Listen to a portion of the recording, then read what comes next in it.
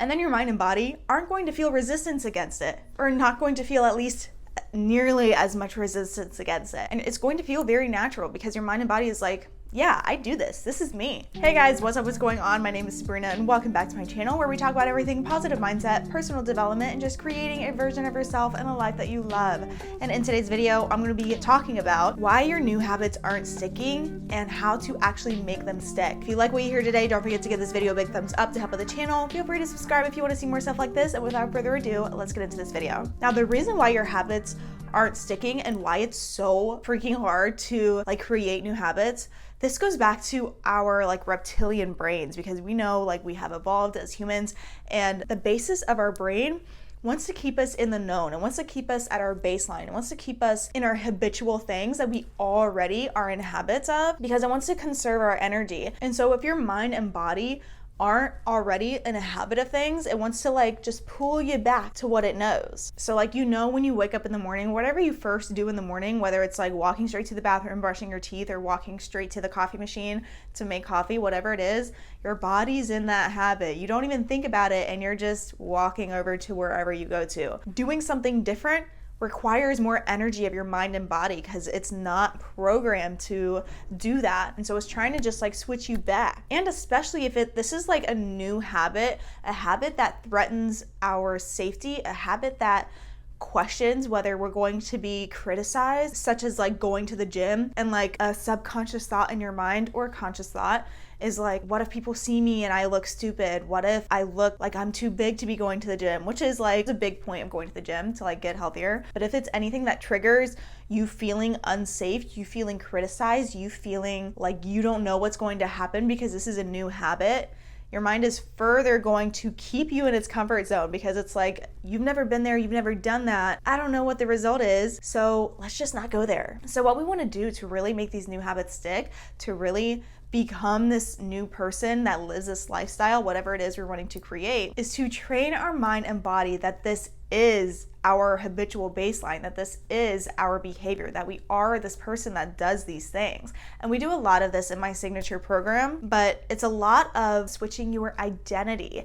So your identity is one of the core things that your mind automatically runs off of. If you think that you are a healthy person, you're not even going to really think about it. You're just going to automatically do what you think a healthy person does, such as drink a lot of water, choose a healthier food option, consistently go to the gym. And it doesn't require a lot of extra energy. You just kind of automatically do these things and it comes easy to you. It's very flowy to you because you identify with it and you think you are this person, which makes you that type of person. Now, if you have a belief that you are an unhealthy person and that you have unhealthy habits and you view yourself as someone who is overweight and unhealthy and sleeps in and eats a lot of fast food or something, then you're going to be in alignment and flow with those types of habits, and you're going to naturally choose different types of food, and you're naturally going to go reach for the soda than the water because you identify with it. Your mind's this is me, I'm doing this. So instead of trying to come at changing our habits from such a outer perspective of just forcing ourselves to do these new things, we want to look within. We want to change what's within first. This is how we cut out all that mental resistance, because it's when you really want to go to the gym or when you really want to eat healthy, but it just feels so hard to, you literally feel no matter what, you just can't take the action to. You're I want to so bad. I want this so badly. I want to live this lifestyle and be this person so badly, but I physically feel I can't. And that's that mental resistance. That's because you identify so hard with something that is so out of alignment with what you want. And so when we change what we have going on internally, we can change what we have going on externally. And so really focus on changing your identity, changing how you view yourself. And we do a lot of this work in my signature program of transforming yourself into the most ideal version of yourself. But start practicing viewing yourself as, okay, whatever habit it is, I'm just gonna use the healthy and unhealthy example because it's something that I feel a lot of people can relate to. But start viewing yourself as a healthy person. Start viewing yourself as someone who naturally reaches for the water, naturally goes to the gym. And what is really great for this is like affirming it and saying like, I am the type of person who loves going to the gym. Not only consistently going to the gym, but add in some like emotion into that, because the more emotion you have into like your affirmations, the more you're also programming your body. You're firing off different hormones, which changes the way your brain thinks and changes the way you feel. And instead of feeling constricted, instead of feeling small around whatever new habit you're trying to create, because you previously had thought that it was like something negative. So if you kind of like cringe at eating healthy, if you think of eating healthy as like lettuce wraps and plain grilled chicken, and you kind of cringe at that, but you're forcing yourself to do it, that is really going, like, you're really going against that resistance there. You're really going against the grain of your mind and body, and it's going to be really difficult to do that thing, for one, and to stay consistent with it. And it's most likely not going to become a set habit because of the way you feel about it. So we want to change the way we feel about it, because that will also change the mental resistance. And if we feel resistant, our body's not going to want to do it, right? If we feel like, oh, like, that's going to taste bad, and I'm going to feel so like cringy and annoyed, and like I hate doing this when I eat these things, your body's going to resist it. Your mind is going to resist it. Even if you're forcing yourself to love it at first, even if you're forcing these feelings, you can literally sit there and close your eyes and imagine yourself like feeling really good eating whatever food and feeling really good going to the gym. I actually used to do this before I even knew the science behind programming your mind and body. I actually used to do this when I went to the gym.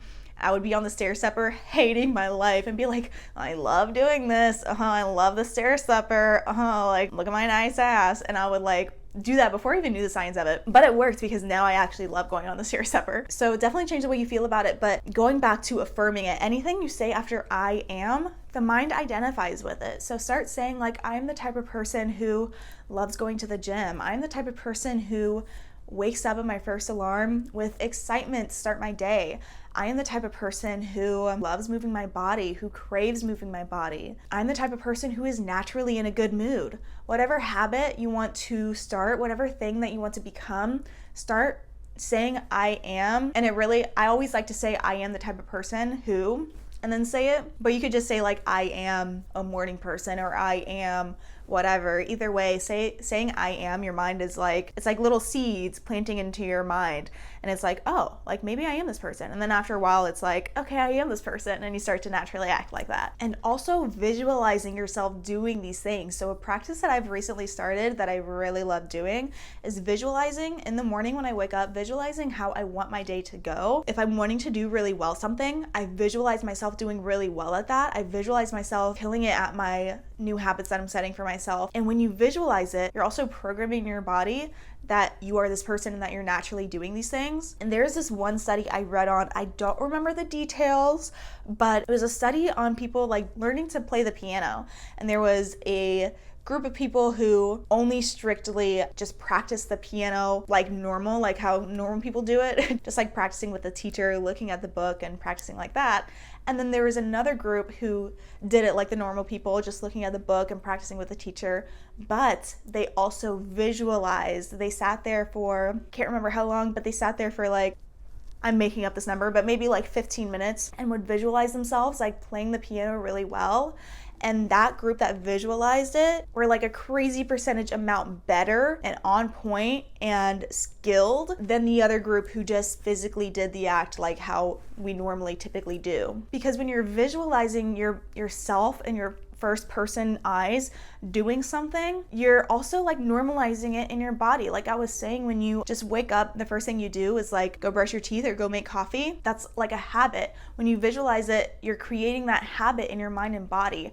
And your mind doesn't know the difference between what is imagined and what is real. So when you imagine something in your mind, when you imagine yourself doing something in your mind, your body actually thinks it's doing it, which is why when we make up a scenario in our mind of something like really crazy or negative happening, we physically feel like these emotions and hormones getting triggered and coming up, and we feel some type of way. Or when we can imagine, opening our mouth and squeezing a lemon into it and feeling that lemon juice like hit your taste buds and your tongue, our mouth literally starts to salivate. Like your mind and body do not know the difference between what is imagined and what is real. So when you can imagine yourself doing this thing, the more detail the better, and feel into it, really feel like you're doing this thing, this new habit that you're wanting to create, you're normalizing it in your body. And you're normalizing it in your mind. And then your mind and body aren't going to feel resistance against it, or not going to feel at least nearly as much resistance against it. And it's going to feel very natural because your mind and body is like, yeah, I do this. This is me. So like visualize yourself waking up in the morning with excitement. Visualize yourself making delicious, healthier foods and loving it and feeling so proud of yourself about how good you look and feeling just so proud of yourself of how good you feel and feeling how good you feel and like cultivating those emotions inside you now. That's what's going to really program your mind and body that you are this person, you do these things, and you're going to tremendously shrink that mental resistance. You are most likely going to have to still use a little bit of self-will here and there. It's not going to be like completely easy. It's still going to be new for yourself, and you still got to keep you're consistent with it, because on those like harder days, on those days that we just have no energy, that we don't feel on top of it, you're still going to have to push yourself, on those days.